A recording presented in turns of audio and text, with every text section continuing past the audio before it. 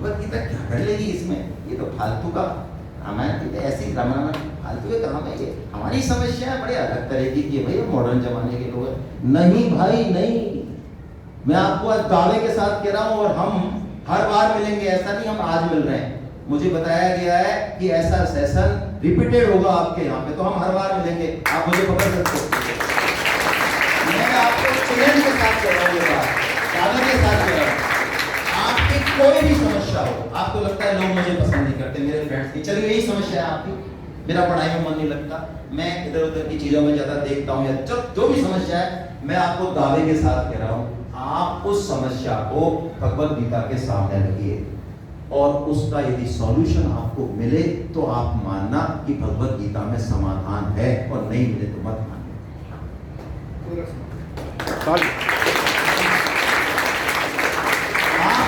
दुनिया का कोई भी व्यक्ति, कोई कहे मुझे दृष्टि में प्रॉब्लम है, मुझे बिजनेस में प्रॉब्लम है, और मैं इस बात को इतने दमदारी से इसलिए कह रहा हूँ, कोई भाषण के तौर पर नहीं कह रहा हूँ, मैं भी गवर्नमेंट जॉब में था, मैं वीडियो था आज से 12, 13, 14 साल पहले, तो मैंने भगवत गीता को एक बार नहीं, दोस्तों, सज्जनों, भाइयों, बहनों, जो भी आप समझें, मैं इतना कुटिल था कि मुझे भी किसी ने ये दावा किया, वादा किया, लेकिन मैंने भगवत गीता पे विश्वास नहीं किया, तो मैंने इसके सामने अपने चैलेंजेस, अपनी समस्याएं उछाली, और जब इसने सॉल्व करके दी तो मेरी बुद्धि इतनी कुटिल थी, मैंने कहा नहीं, इस बार तो कुछ इस तरह का सिस्टम बना, इसलिए ये प्रॉब्लम सॉल्व हो गई है, इसका भगवत गीता का क्या है।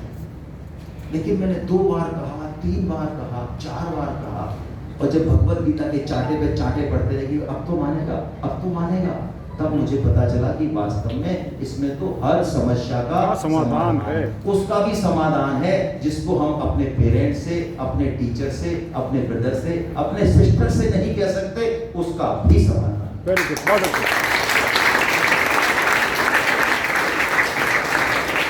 लेकिन इसके लिए दोस्तों आपको एक काम करना पड़ेगा, थोड़ा सा कमिटमेंट देना पड़ेगा, विश्वास करना पड़ेगा। हम लोग अभी जो भगवान को मानते हैं, गीता रामायण को मानते हैं, थोड़ा डर के मानते हैं, है ना। प्राय हम लोग जो हम हैं तो धार्मिक, लेकिन बड़े अलग तरह के धार्मिक हैं। मैं एक चुटकुला सुनाता हूँ आपको, तो पता चलेगा हम कैसे धार्मिक हैं। एक नास्तिक व्यक्ति था, वो टापू पे गया, एक टापू पे गया थोड़ा पिकनिक मनाने, अकेला था वो, अकेला। तो टापू पे गया तो अच्छा समुद्र था, पानी बड़ा अच्छा था, तो वो थोड़ा दूर चला गया। दूर चला गया तो लहरें आई, लहरों से वो अटकेलियां कर रहा था कि एक लहर ऐसी बड़ी आई कि उसको थोड़ा सा, आप समुद्र में नहाए हो तो आपको पता है, लहरें आती हैं तो वो ले जाती है, उसके बाद दूसरी लहर आपको अंदर ही लेके जाएगी, जब तक कि आप बहुत अच्छे तैराक, बहुत अच्छे तैराक नहीं, बहुत अच्छे तैराक। तो वो लहर उसको कहाँ ले गई? अंदर ले गई। अंदर ले गई। अब उसने वहां पे हाथ पैर मारे तो, लेकिन भंवर में फंस गया वो। अब आप देख लीजिए कितना ही बड़ा नास्तिक हो।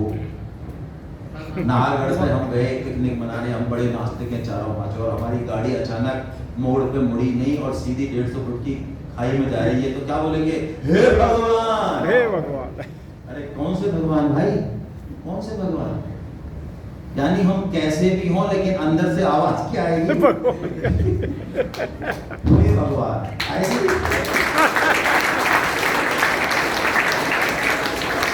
ये अलग बात है कि राजी से नहीं आएगी, बेराजी से आएगी, लेकिन आएगी तो जरूर जरूर। तो उन भाई साहब का भी क्या हाल हुआ, उन्होंने भी कहा है भगवान क्या कर रहे हो, ये जरा बाहर निकालो प्रभु, ऐसा उसने बोलना चाहा ऊपर देख के। इतने में तो एक लहर आई और उसको उठा के बाहर ले गई। Very good. तो उसने अपने मन में उधर जब बोल रहा था तो ये संकल्प किया कि तू यदि निकाल दे इधर से तो 1 मन लड्डू चढ़ाऊंगा। ऐसे ही हम तो बिजनेस करते हैं, आप जानते हैं, स्टूडेंट बहुत ज्यादा करते हैं। तो वो इतने में उसने बोला भी नहीं, संकल्प किया था कि लहर ने उठा के उसको बाहर फेंक दिया। अब उसने सोचा यार अभी सीएल की एप्लीकेशन लिखी नहीं छुट्टी की, इतने में छुट्टी सेंक्शन हो गई है, तो क्या पता ये तो अपने आप आनी ही होगी।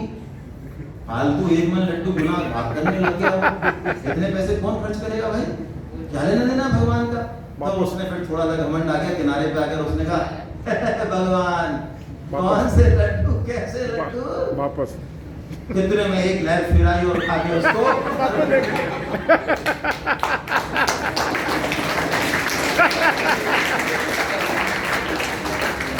अब तो दोबारा फंस गया, तब उसकी समझ में आ गया यार ये तो मामला गड़बड़ हो गया भाई।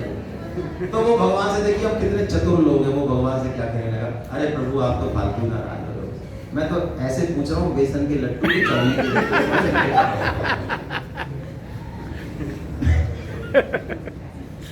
तो हर समस्या का समाधान है, लेकिन भगवान में हमको विश्वास होना चाहिए।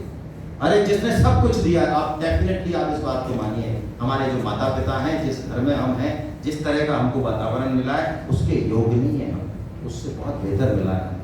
करोड़ों लोग हैं दोस्तों, ऐसे करोड़ों लोग हैं जिनको आप जैसी चीज मिल जाए ना, तो वो पता नहीं क्या से क्या करके दिखा दें, लेकिन चूंकि वो सब कुछ आपको मिल चुका है, इसलिए प्राय आप कद्र नहीं करते हैं।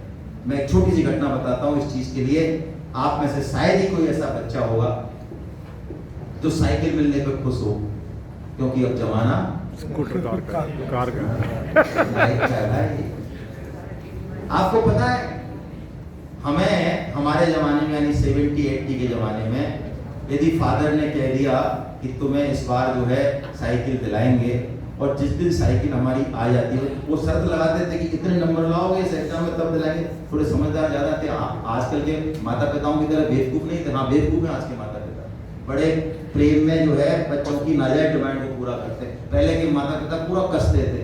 तो चलो दिला दी साइकिल, तो आपको क्या लगता है उस रात हमें नींद नहीं आती थी। दिवाली हो गई हमारी, रात को भी साइकिल ही सपने में आती थी, साइकिल ही चला रहे होते। अच्छा आपको यदि साइकिल मिले, या मैं कहूँ टेबल कुर्सी मिले, मैं तो टेबल कुर्सी की बात करता हूँ, क्योंकि मुझे 6th क्लास में टेबल कुर्सी मेरे घर में मेरे अंकल थे डॉक्टर, उन्होंने दी। तो मेरा एक दोस्त था जो आज एक्सीएन है RSE में, वो पहली मुझे पढ़ने आता था मेरे यहाँ, जैसे उसने टेबल कुर्सी